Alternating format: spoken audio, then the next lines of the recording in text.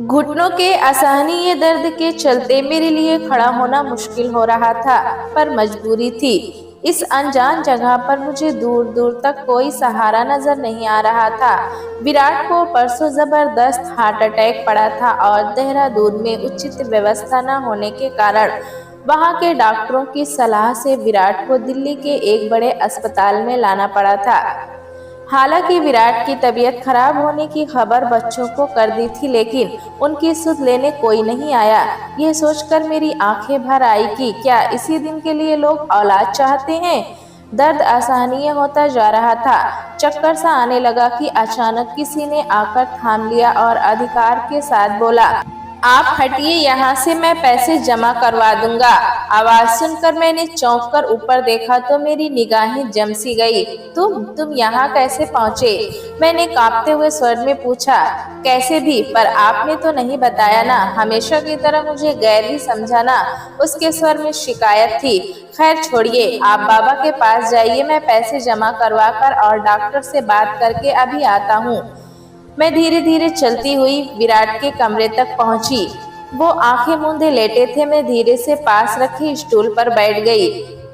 बुद्धि शून्य हुई जा रही थी। थोड़ी देर में वो भी कमरे में आया और विराट के पैर छूने लगा। विराट ने जैसे ही आंख खोली और उसे सामने देखा तो खिल उठे और अपनी दोनों बाहें फैला दी तो वो छोटे बच्चे की तरह सुबकता हुआ उनकी बाहों में सिमट गया।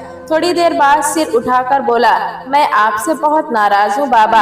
आपने भी मुझे पराया कर दिया। 2 दिन से घर पर घंटी बज रही थी, कोई फोन नहीं उठा रहा था, सो मुझसे रहा नहीं गया और घर में पहुंचा तो पड़ोसियों से पता चला कि आप बीमार हैं और मैं यहाँ चला आया। बाबा, आप इतने बीमार रहे लेकिन मुझे कभी बताया तक क्यों नहीं? क्या मेरा इतना हक भी आप पर नहीं है? बोलो ना बाबा। वो लगातार प्रश्न करता रहा और विराट मुस्कुराते रहे। उसने कहा, अब आप बिल्कुल चिंता ना करना बाबा, अब मैं सब संभाल लूंगा। विराट काफी निश्चिंत लग रहे थे। मन ही मन मुझे भी उसके आने से काफी खुशी हो रही थी। फिर वो मेरी तरफ मुड़कर बोला, बाहर मेरा अर्दली खड़ा है, आप उसके साथ मेरे गेस्ट हाउस पर चली जाइए। आप भी थक गई होंगी, थोड़ा आराम कर लीजिए। बाबा की आप बिल्कुल चिंता ना करें, मैं इनका पूरा ख्याल रखूंगा, उसने कहा। और मैंने शायद जीवन में पहली बार उसकी किसी बात की अवहेलना नहीं की। सिर झुकाकर अपनी मौन स्वीकृति दे दी। बाहर आकर उसने अपने अर्दली को कुछ निर्देश दिए और मैं उसकी जीप में चुपचाप बैठकर उसके गेस्ट हाउस पहुंच गई। नहा धोकर जब मैं लॉन में आकर बैठी तो अर्दली चाय और बिस्किट ले आया। चाय पीकर थोड़ी राहत महसूस हुई। अंदर आकर मैंने कमरा बंद किया और सोने का उपक्रम करने लगी, किंतु नींद मेरी आंखों से कोसों दूर थी। बीता समय मानस पटल पर उजागर होने लगा। जब मेरी शादी विराट से हुई थी तो वो वकालत में अपनी जगह बनाने की कोशिश कर रहे थे। वैसे मेरे ससुर जी एक कामयाब वकील थे। धीरे धीरे विराट भी वकालत के पेशे में पैर जमाने लगे और इनकी भी गिनती नामी वकीलों में की जाने लगी। हमारे 2 बेटे हुए जिन्हें हमने लाड प्यार से पाला। कुछ समय बाद ससुर जी की मृत्यु हो गई तो उनके एक बहुत पुराने मुंशी जी को विराट ने अपने साथ रख लिया।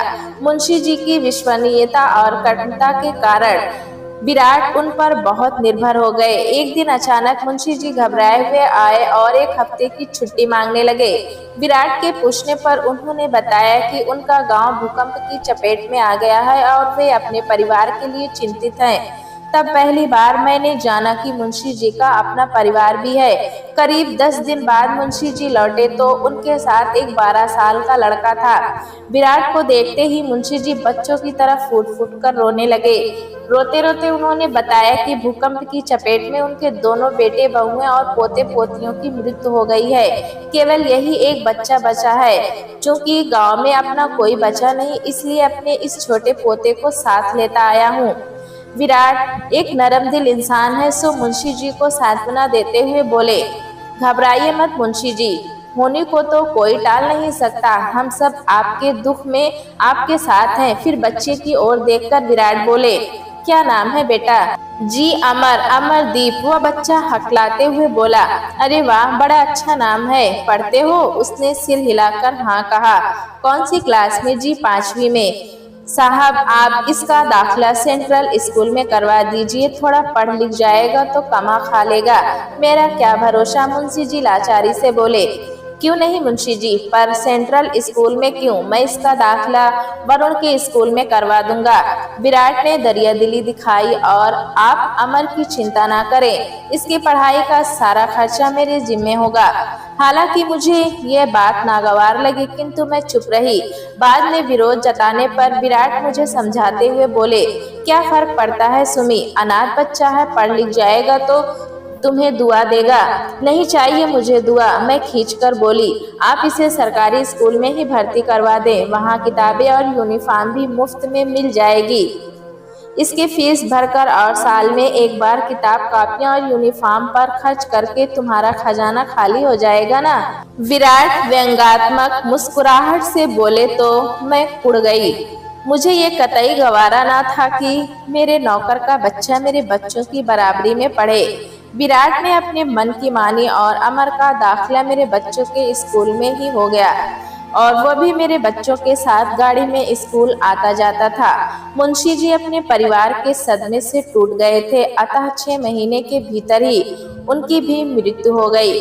विराट अमर को घर ले आए। उस दिन मैंने विराट से खूब लड़ाई की, किंतु वो यही तर्क देते रहे कि मुंशी जी उनके पुराने वफादार मुलाजिम थे, अतः उनके पोते के प्रति उनका नैतिक कर्तव्य बनता था। मेरे तर्क वितर्कों का विराट पर कोई असर नहीं पड़ा, बल्कि अब वो अमर पर ज्यादा ध्यान देने लगे।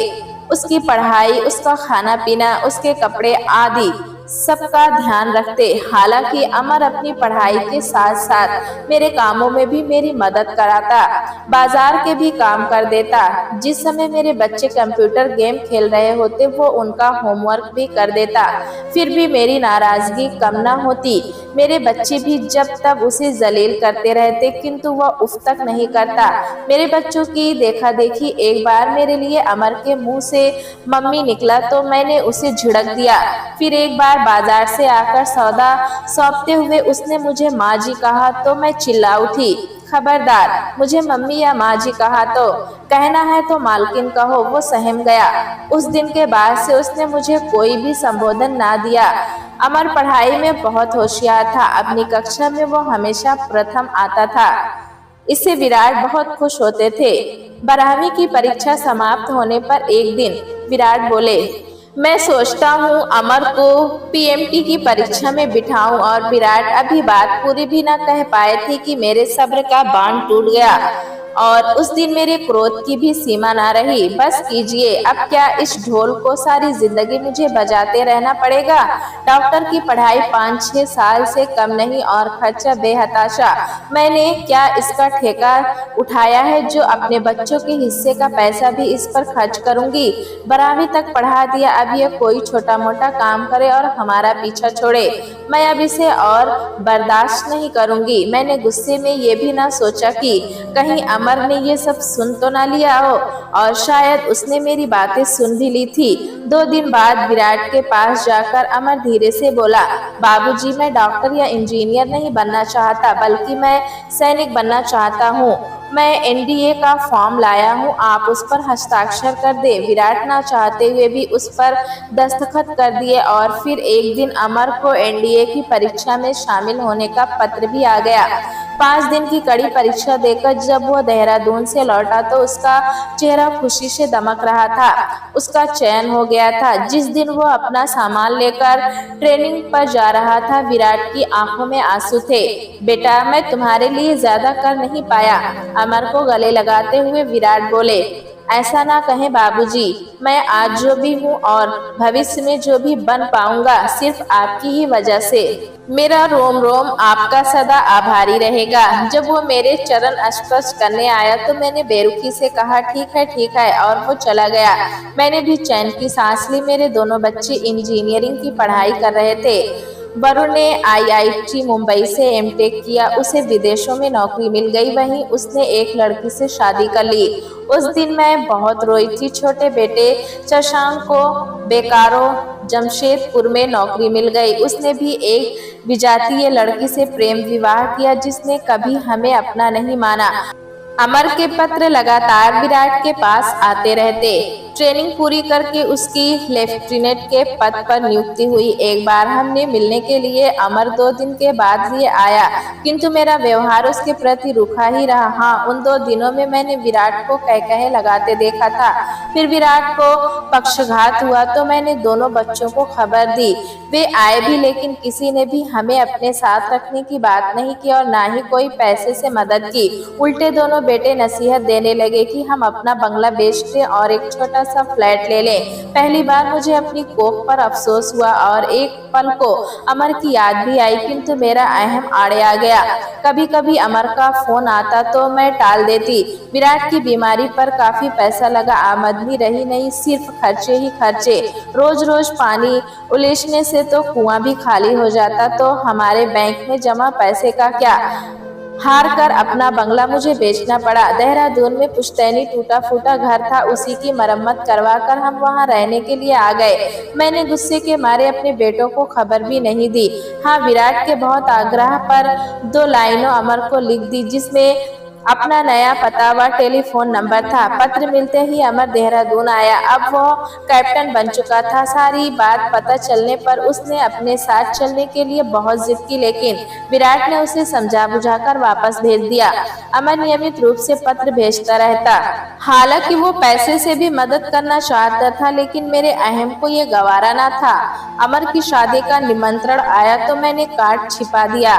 किसी कर्नल की बेटी से उसकी शादी हो रही थी। उसका फोन भी आया तो मैंने विराट को नहीं बताया। फिर एक दिन वो अपनी पत्नी को ही लेकर देहरादून आ गया। हालांकि बड़ी प्यारी और संस्कारी लड़की थी, लेकिन मैं उन लोगों से खिंची खिंची ही रही। उनके जाने पर विराट ने मुझसे झगड़ा भी किया कि मैंने शादी के बारे में क्यों नहीं उन्हें बताया। अब विराट कुछ चुप चुप से रहने लगे थे। एक तो अपनी अपंगता के कारण, दूसरे बच्चों की बेरुखी से वो आशाहीन से हो गए थे। शायद इसी कारण उन्हें ये अटैक पड़ा था। मैंने घबराहट में दोनों बच्चों को फोन पर सूचना दी तो दोनों ने ही आने में अपनी असमर्थता जाहिर की। इस बार चाहते हुए भी मैं अमर को मदद के लिए नहीं बुला पाई। हाँ, दिल्ली आते समय पड़ोसियों को अस्पताल का पता देकर आई थी, एक उम्मीद में, और वही हुआ। आखिर अमर पहुंच ही गया। अचानक दरवाजे पर हुई दस्तक से मेरी तंद्रा भंग हो गई। दरवाजा खोलकर देखा तो सामने नौकर खड़ा था। माँ जी, खाना तैयार है, आप खा लीजिए। अस्पताल का खाना भी मैंने पैक कर लिया है, फिर हम अस्पताल चलेंगे। मैंने जल्दी जल्दी कुछ कोर निकले और अर्दली के साथ अस्पताल पहुंच गई। देखा तो विराट काफी खुश लग रहे थे। मुझे ये देखकर बहुत अच्छा लगा। अमर ने बताया 2 दिन बाद ऑपरेशन है। ऑपरेशन कामयाब रहा। सारी भागदौड़ और खर्च अमर ने ही किया। इस बार मैंने उसे नहीं रोका। जब विराट को अस्पताल से छुट्टी मिली तो अमर ने एक बार फिर अपने साथ उसके घर डलहौजी चलने का आग्रह किया। जब विराट ने प्रश्न सूचक नजरों से मेरी ओर देखा तो मैंने मुस्कुराते हुए मौन स्वीकृति दे दी। अमर को तो जैसे कुबेर का खजाना मिल गया। उसने फौरन फोन करके अपनी पत्नी भावना को बता दिया। हम जब डलहौजी में अमर के बंगले पर पहुंचे तो भावना बाहर खड़ी मिली। जीप से उतरते ही उसने सिर पर आंचल डालकर मेरे पैर छुए। अमर सहारा देकर विराट को अंदर ले गया। विराट काफी खुश नजर आ रहे थे। मुझे भी काफी सुकून सा महसूस हुआ। अपनी बहुओं का तो मैंने सुख देखा नहीं, पहली बार सास बनने का एहसास हो रहा था। रात का खाना अमर ने अपने हाथों से अपने बाबूजी को खिलाया। काफी देर तक दोनों गप्पे मारते रहे। भावना बार बार आकर मेरी जरूरतों के बारे में पूछ जाती। खाने के बाद जब मैं बिस्तर पर लेटी थी तो अचानक मुझे दरवाजे के बाहर अमर की आवाज सुनाई पड़ी। मैंने ध्यान से सुना तो वो भावना को मेरे लिए कॉफी बनाने को कह रहा था। मेरा मन भीग गया। उसे अभी भी याद है कि मैं खाने के बाद कॉफी पीती हूँ।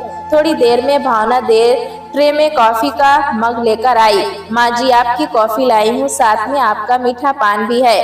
अमर को याद रहा कि मीठा पान मेरी कमजोरी है। विराट को मेरा पान खाना पसंद नहीं था, सो मैं कभी कभी अमर से ही पान मंगवाया करती थी। मैं द्रवित हो उठी। 2-3 सप्ताह बाद जब विराट की तबीयत में काफी सुधार आ गया तो मैंने अमर से अपने घर जाने की बात की। अमर उदास हो गया और कहने लगा, क्या आप यहाँ खुश नहीं हैं? क्या आपको कोई तकलीफ है? ऐसी बात नहीं है बेटा। मेरे मुंह से अचानक निकल गया। बेटा भी कह रही हैं और बेटे का हक भी नहीं दे रही हैं। अमर भावुक होकर बोला, एक शर्त पर बेटे का हक दे सकती हूँ, अगर तुम मुझे माँ कहो तो। अपनी भावनाओं को मैं रोक नहीं पाई और अपनी दोनों बाहें पसार दी। वो एक मासूम बच्चे की तरह मेरी गोद में समा गया और रोते रोते बोला, माँ अब मैं आपको और बाबूजी को कहीं नहीं जाने दूंगा। अब आप दोनों मेरे पास ही रहेंगे। बोलो माँ, रहोगी ना? वो लगातार ये पूछता जा रहा था और मैं उसके बालों को सहलाते हुए बोली, अपने बच्चों को छोड़कर कौन माँ बाप अकेले रहना चाहते हैं। हम यहीं रहेंगे, अपने बेटे के ही पास। मैं भावुकता में बोले जा रही थी और मेरी आंखों से गंगा यमुना बह रही थी। थोड़ी देर में तालियां बजने लगी। मैंने नजर उठाकर देखा तो विराट और भावना तालियां बजा रहे थे और हंस रहे थे। उस रात मैंने विराट से कहा, अमर मेरी कोख से क्यों ना हुआ?